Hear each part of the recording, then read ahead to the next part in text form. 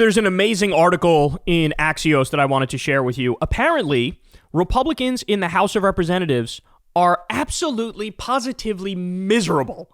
Just, they hate their lives with a burning, colossal passion. And I love it. I love to hear this. So let me walk you through. So the title of the piece is The Worst Good-Paying Job in America. Death threats and infighting are spurring House Republicans to contemplate whether they want to stay in Congress or even leave early.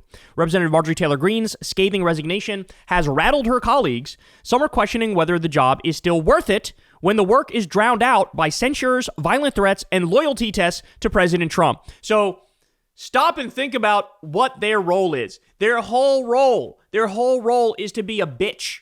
Their whole role is to be a yes man. Their whole role is to be a ditto head, as Rush Limbaugh used to call his audience. Whatever Trump says, that's what I want. Whatever Trump says, I'm with him. Okay, well, the only problem with that is the motherfucker's at 36% approval rating in the country. Everybody hates him. He's destroying everything. He's issuing death threats, execution, death penalty threats to Democrats for saying, hey, don't follow illegal orders. And so guess what?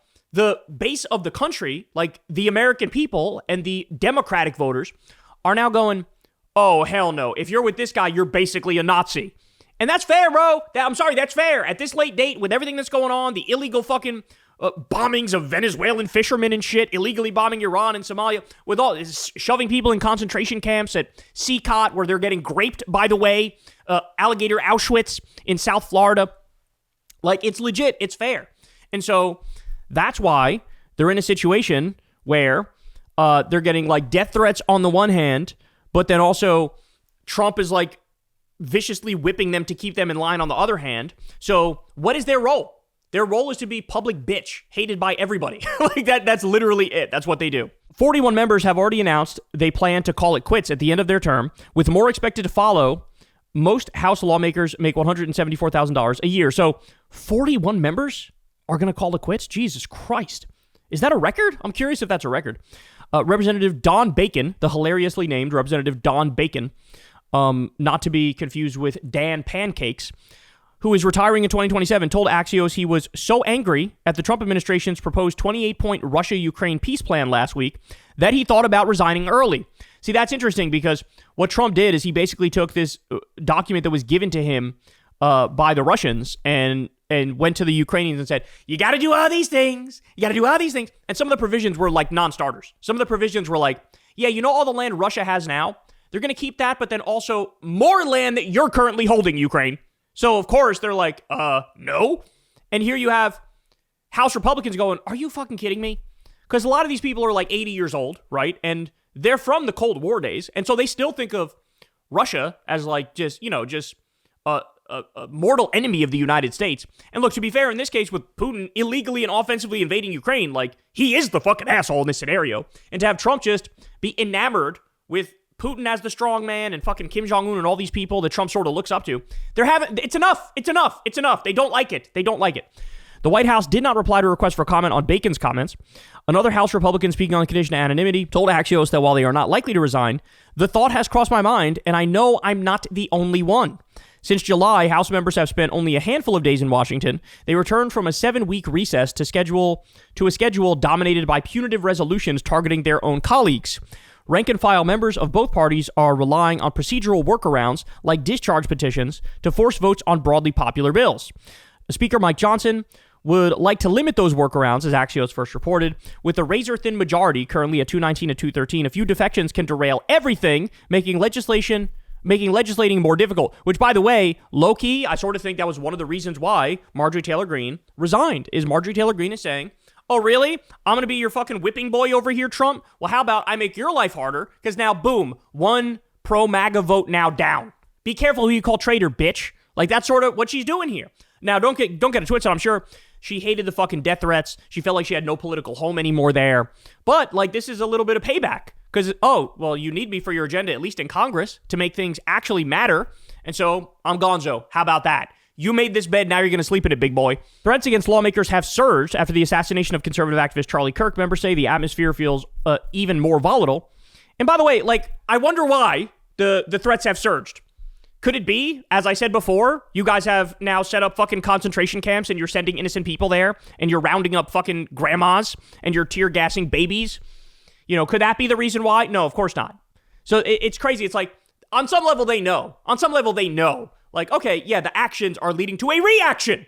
People aren't fucking doing death threats out of the blue. They didn't wake up one day and say, I'm feeling extra murderous today. Nobody's done that.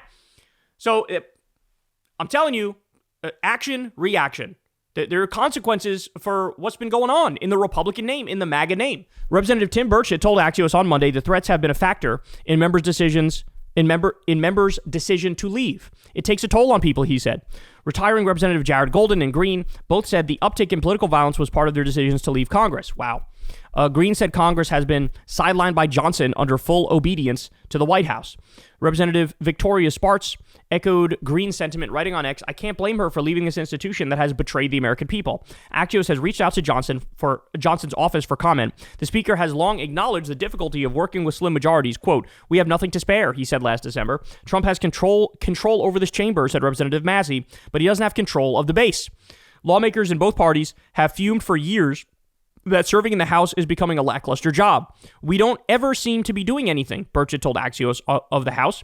Trump gets that. He realizes the enormous nature of Congress, that something needs to be done, and he's going to do it, and I applaud him for it. So here's why you should not in any way, shape, or form feel bad for these charlatan scumbag fucks. Because all of them were happy to abdicate their responsibility to Trump in the White House. It all started very fucking early. Trump came out of the gates hot. He signed like more executive orders within his first month compared to anybody ever, right? And he was doing hard, like gutting anti-corruption rules and shit like that with his executive orders. It was fucking disgusting, the stuff that we witnessed, right? But you have that going on. Remember Doge? Remember the world's richest man, robber baron, Elon Musk, illegally hacking into the Treasury, looting the Treasury, stealing your data, cutting pediatric cancer research and Meals on Wheels, destroying the CFPB, the anti-scam police. All of that, every penny of the cuts, wildly illegal. Trump freezing $27 billion that's supposed to go to blue states, wildly illegal, right? So you basically sat back and let this guy abdicate, your responsibility. He basically said Congress is irrelevant. I'm going to do what I want now. I'll freeze whatever money I want. I'll do whatever the fuck I want. You can sit down and shut the fuck up. Even if you pass something saying allocating money for something and I don't want it to go to that, I'm just going to not pay it. I'm going to violate the Impoundment Control Act. Who gives a fuck? This has been the whole story of the Trump regime. Also, on Venezuela, Congress has to approve war. That's the way this country works. That's the way the Constitution works. What has Trump done? He goes, I disagree. We're not going to do it like that anymore. Now, I'm going to kill Maduro and I'll come to Congress for approval after I have his dead body. That's a paraphrase of what he actually said. So like openly admitting I'm going to do an illegal regime change war. I'm going to bomb fishermen in the Caribbean. I'm going to attack Iran. No congressional input whatsoever. So everything, the power of the purse that Congress has and the power to declare war, Trump has usurped that from them. And they sat back and took it like little fucking cucks sitting in the cuck chair in the corner, watching Trump fuck America as they jack off.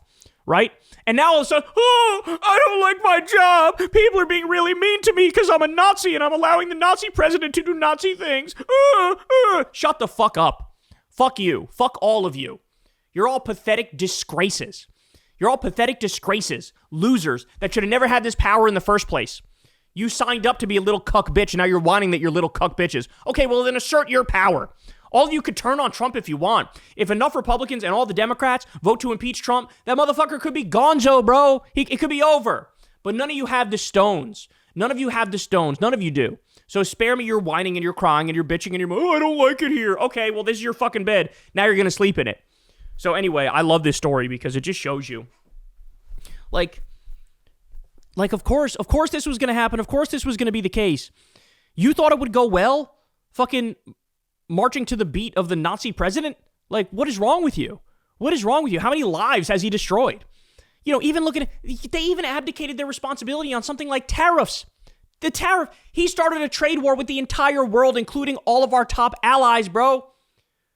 And you guys sat back and said, I guess he's the president and he's going to do what the president's going to do. No, you can override that shit. And you guys decided not to. So now, when people go to Walmart, they go to the grocery store, they see inflation has skyrocketed, coffee's up like 40%, beef is up double digits, everything's up at least like 5%. People are fucking struggling, unemployment is going up. Yeah, they're going to complain and they're going to blame you. Why do you think a Democratic Socialist is on the brink of potentially winning a seat for the House in fucking Tennessee?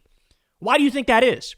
Because you guys ruined everything. And you know you ruined everything. And now you're whining and crying and bitching and moaning. Oh, I don't like my job. Yeah, well, you should have taken your job seriously and actually represented the American people and actually fixed problems instead of kneeling at the altar of a bloated pedophile war criminal that you worship. Hey, y'all, do me a favor and like and subscribe. It helps out big time in the algorithm. Click the bell as well for notifications when videos drop. And watch that video on screen right now. You know you want to.